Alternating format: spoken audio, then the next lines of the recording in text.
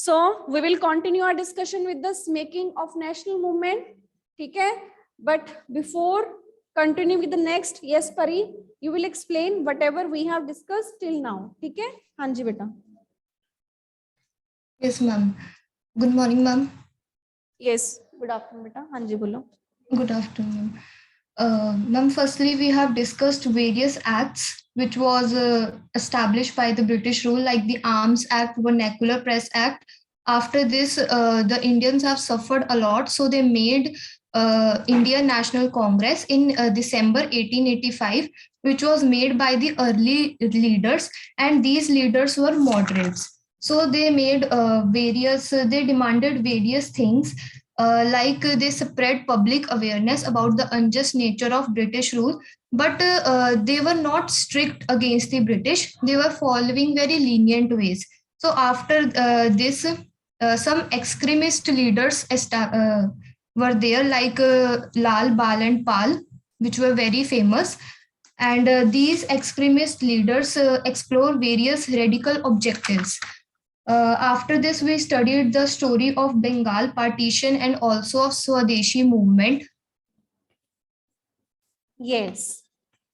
This must be partition of Bengal और उसी के साथ ही Swadeshi movement, and then in between इसी के बीच में कुछ और डेवलपमेंट्स क्या हुई थी कि after the partition of Bengal Muslim League was established, the split of Congress was there, है ना, कांग्रेस का स्प्लिट हुआ, but later on both the radicals extremist and the moderates, they were united again in 1950, and Muslim League also signed a pact with the Congress that they will work together for our national movement, है ना. So ये भी कुछ developments इसके साथ साथ चल रही थी. और उसी के साथ अब जो हमने next इसी में, जैसे it was during the time period of 1900, अब जैसे यहाँ पे हम बात करें तो ये time period था 1870 से 1880 तक का, ठीक है. And then Congress, it was established in 1885. Then partition of Bengal, it was in 1905. In between ही 1906 में establishment of Muslim League, 1907 split हो गया. फिर then 1915 में again reunite हुए, तो लखनऊ पैक्ट हुआ, तो वो उसके in between हुई. और उसी time period में फिर 1914 to 15 में एक और जो development थी, that was World War I. ठीक है. So 1914 to 18 it started in 14, ठीक है, and it was ended in 18. तो that World War I, ठीक है, so that has an effect on India also because we were the colonies of India, है ना. हमारा इंडिया ब्रिटिशर्स की colony था, तो that is why उसका इफेक्ट जो था, इम्पैक्ट था, वो इंडिया पे पड़ना ही था. So what was that impact on India? उसका इम्पैक्ट क्या था हमारी इकोनॉमी के ऊपर, हमारी पॉलिटिकल, हम कह सकते हैं सिचुएशन जो उस टाइम पे बनी हुई थी, उसके ऊपर इम्पैक्ट क्या था, ठीक है. सो what was the effect of this world war? अब इस वर्ल्ड वॉर का इफेक्ट जो हम कह सकते हैं कि इसका इम्पैक्ट, हमने ये स्टार्ट की थी डिस्कशन, है ना, इसके इम्पैक्ट की भी. तो what we have discussed in this impact कि what was the impact of common people के ऊपर इसका इम्पैक्ट क्या था, और what was its impact on business persons. एक तो हो गए कॉमन पीपल, एक हो गए बिजनेस पर्सन, और एक इम्पैक्ट हो गए इन जनरल हम कह सकते हैं कि when it was World War I, then British government's expenditure was increasing. So at one hand expenditures are increasing, and then second hand what was the British government doing? तो वो सारे उसके impact हो गए. फिर कॉमन पीपल के ऊपर क्या इम्पैक्ट हो रहा है, बिजनेसमैन के ऊपर क्या इम्पैक्ट हो रहा है ना. So first what was the impact on various business person, some of the business person. हाँ जी, इसमें हम क्या ऐड कर सकते हैं पॉइंट? यस बेटा.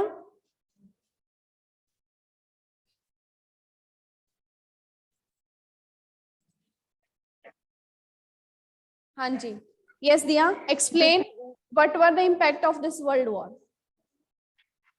Businessman getting a higher profit due to this world war, and on the other hand the Britishers expand the increase the taxes on individual incomes and business profits. Okay, any other? This caused a decline of imports from other countries into India. Yes, some business persons, they were gaining profit. ठीक है, as early we were importing many things, but now their business quite flourished. ठीक है, we started exporting also. ठीक है, so our imports they decreased, हमारे imports कम भी हो गए थे. ठीक है, there was also decline in imports. और डिमांड किसकी बड़ी थी? प्रॉफिट क्यों इंक्रीज होना शुरू हो गया था? Because the demand of industrial goods, जो डिमांड थी इंडस्ट्रियल गुड्स की such as jute bags, clothes, ठीक है, तो वो डिमांड इंक्रीज हो रही थी, तो इसलिए इनका प्रॉफिट भी इंक्रीज हो रहा था, दीज बिजनेस पर्संस का. ठीक है, तो अब ये तो हो गया इन बिजनेस पर्संस के ऊपर इफेक्ट. और क्या इफेक्ट था अब वर्ल्ड वॉर 1 का? Because in world war 1 britisher was included in this war. ठीक है, तो उसका सोल्जर्स की रिक्रूटमेंट भी करनी है, उनके लिए वॉर मटेरियल उस पे भी एक्सपेंडिचर करना है. ठीक है, डिफरेंट और आइटम्स जो हो गई, जैसे हमने कहा कि अभी industrial goods, jute bags, clothes, उनके लिए जो चाहिए थे उसकी डिमांड्स भी बढ़ रही है ना. और क्या इम्पैक्ट था इसका? हाँ जी अकुल.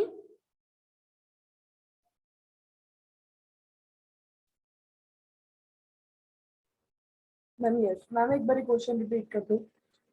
इम्पैक्ट ऑफ वर्ल्ड वॉर, एक जो हमने डिस्कस कर लिया बिजनेस पर्सन वाला, इससे different point.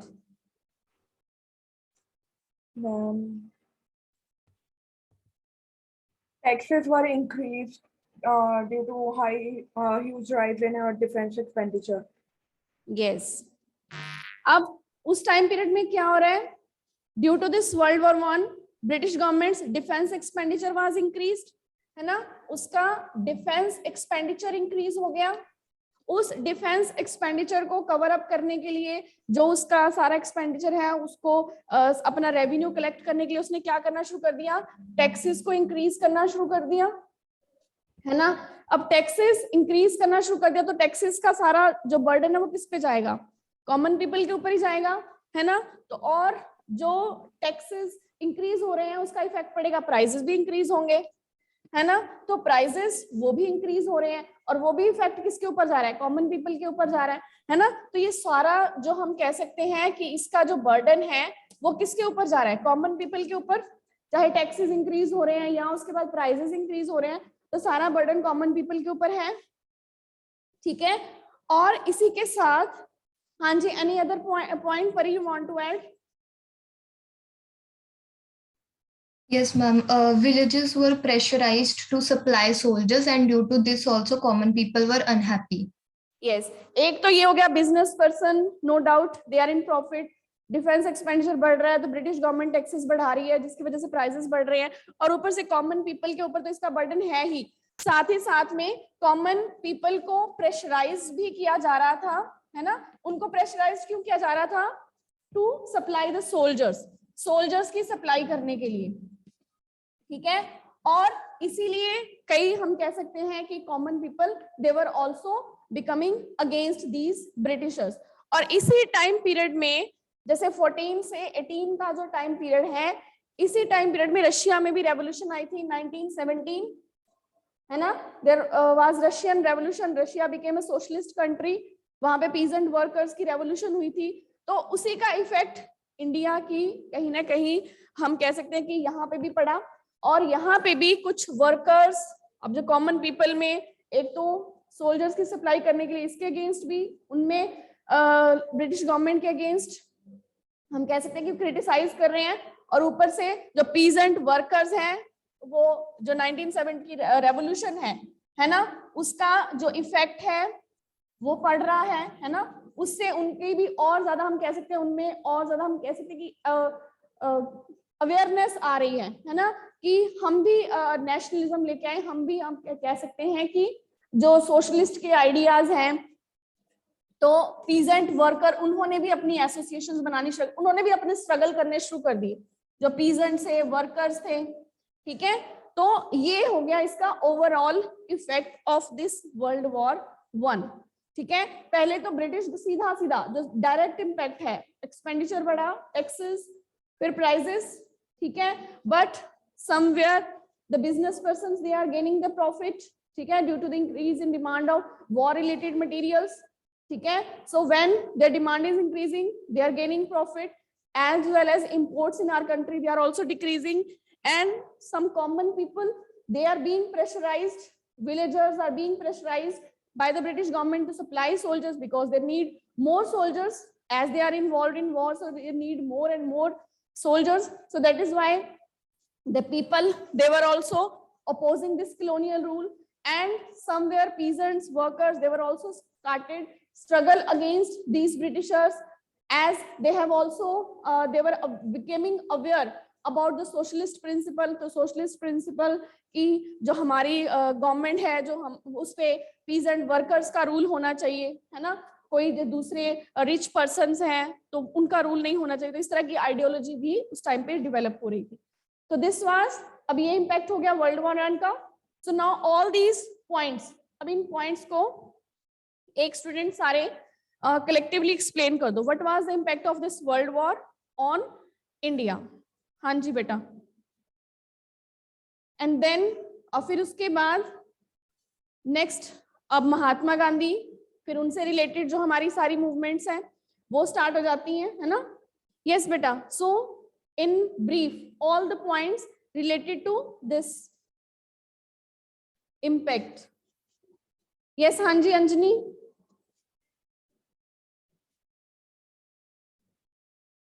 Yes Anjani.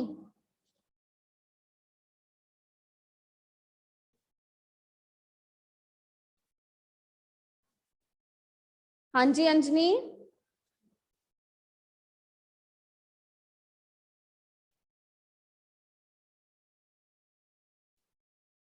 Yes, Pari, summarize all the points.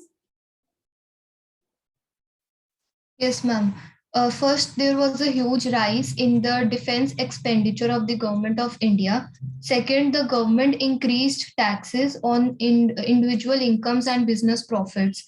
Third, villages were pressurized to supply soldiers, and due to this, common people were unhappy. Fourth, there was a great demand for industrial goods due to war, and this resulted in the decline of European goods, which were imported into India. Yes, so at last soldiers, सारा ये सारे points के साथ ये भी add कर सकते हो, ठीक है, अगर आपको ये लॉन्ग क्वेश्चन में आ जाता है। अगर शॉर्ट क्वेश्चन में आता है तो आपके पास बहुत सारे पॉइंट्स हैं, ठीक है। सो इसी टाइम पीरियड में जब हमने बात की, ये 14 से 18 वर्ल्ड वॉर 1 का टाइम रहा, 1917 में रशियन रेवोल्यूशन हुई, है ना, तो ये डेवलपमेंट्स हो रही हैं। उसी टाइम पीरियड में 1915 में यहाँ पे इंडिया में महात्मा गांधी, जो कि पहले साउथ अफ्रीका में अपनी प्रैक्टिस कर रहे थे, ठीक है, वो भी इंडिया वापस आते हैं, ठीक है, और फिर वो भी नेशनल मूवमेंट में इन्वॉल्व। महात्मा गांधी के बहुत सारे कॉन्टेक्ट भी थे, जो कि साउथ अफ्रीका में भी उन्होंने मूवमेंट जो थी अपार्थाइड पॉलिसी के अगेंस्ट उन्होंने भी चलाई थी, तो वहां पे भी वो इन्वॉल्व थे। तो उस मूवमेंट के करके उनके काफी सारे कॉन्टेक्ट्स भी बने हुए थे, but in started they didn't involve in any at national level any movement, ठीक है। लोकल लेवल में उन्होंने काफी मूवमेंट चलाई, खेड़ा, गुजरात, अहमदाबाद, और उनमें वो सक्सेसफुल भी रहे, ठीक है, सक्सेसफुल मूवमेंट्स थी।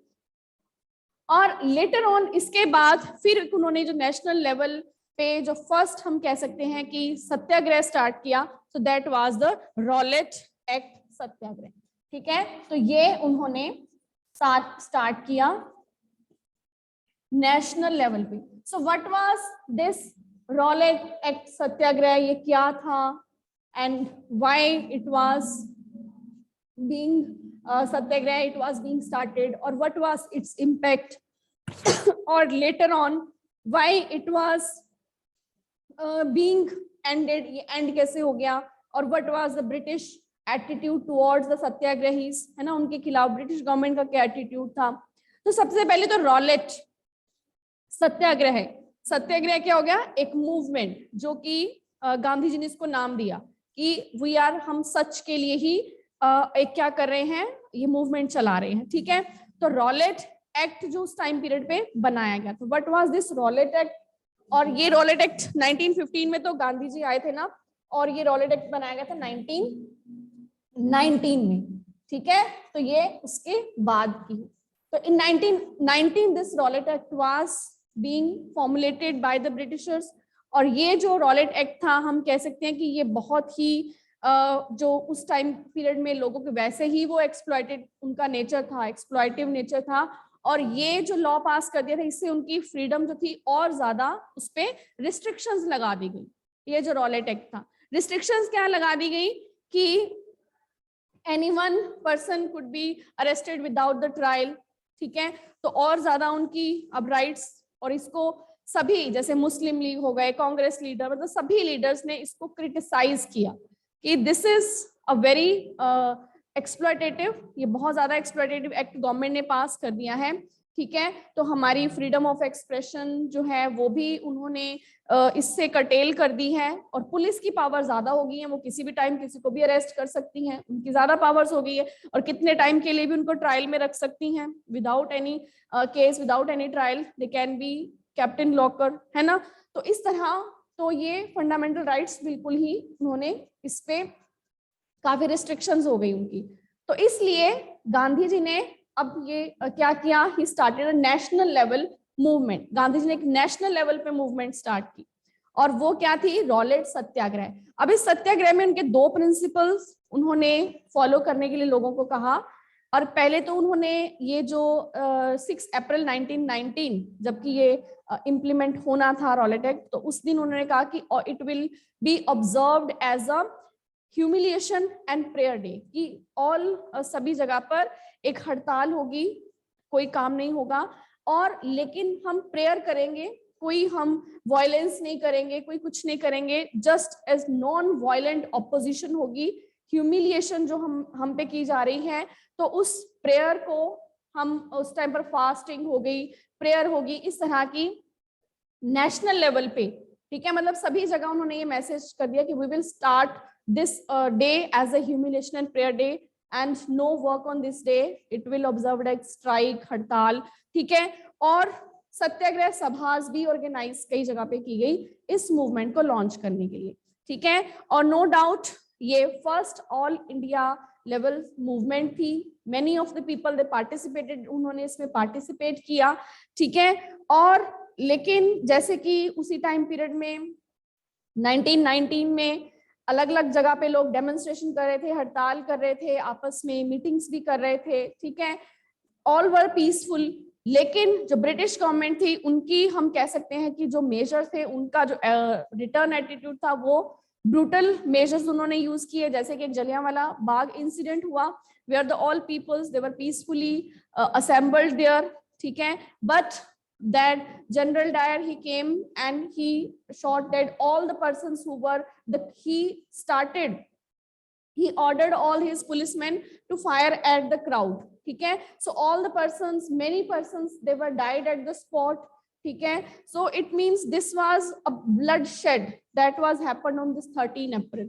तो इसमें ये रॉलेट और ये फर्स्ट मूवमेंट थी, और ब्रिटिश गवर्नमेंट जो थी उसके बाद नो डाउट वो जनरल डायर को बाद में ब्रिटिश गवर्नमेंट ने डिमोट भी कर दिया, या उसको कुछ पनिशमेंट भी दी गई, बट लेकिन नेशनल लेवल पे जो सत्याग्रह था, जिसमें कि अब अगर आपको नोट आता है कि write a note on Satyagraha, तो आप रॉलेट एक्ट के बारे में बताओगे, what was this Rowlatt Act, ठीक है। एंड रॉलेट एक्ट के बाद फिर what was observed in this day, इस डे को किस तरह नॉन वायलेंस, ठीक है, it was the main principles to be followed, जो महात्मा गांधी ने ये स्टार्ट किया, but people were advised to follow the non violence, ठीक है, ट्रुथ। सत्याग्रह तो हो गया, बट विद नॉन वायलेंस, ठीक है, नॉन वायलेंस ऑपोजिशन, ये उनका प्राइम फोकस था, ठीक है। बट ब्रिटिश गवर्नमेंट, उन्होंने ब्रूटल मेजर्स यूज किए, जैसे कि एक एग्जांपल्स में हम जलियांवाला बाग इंसिडेंट बता सकते हैं, ठीक है। हाँ जी, yes, so now Rowlatt Act Satyagrah, yes, now yes Akul, you will explain this Rowlatt Act Satyagrah, what we can write in this, इसमें हम क्या क्या बता सकते हैं, first meaning, then what was done on that day and what was the British government's attitude against all these demonstrator or protesters. ठीक है, तो मेनली इसी पॉइंट्स में ही हमने लिखना है. ठीक है, as a story also you can write. हाँ जी अकुल.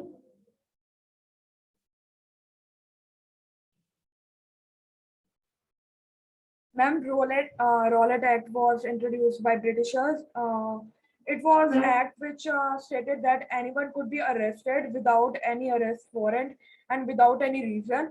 And in 1919, Gandhiji gave a call for satyagraha against this Rowlatt Act. He asked people to observe 6 April 1919 as non-violent.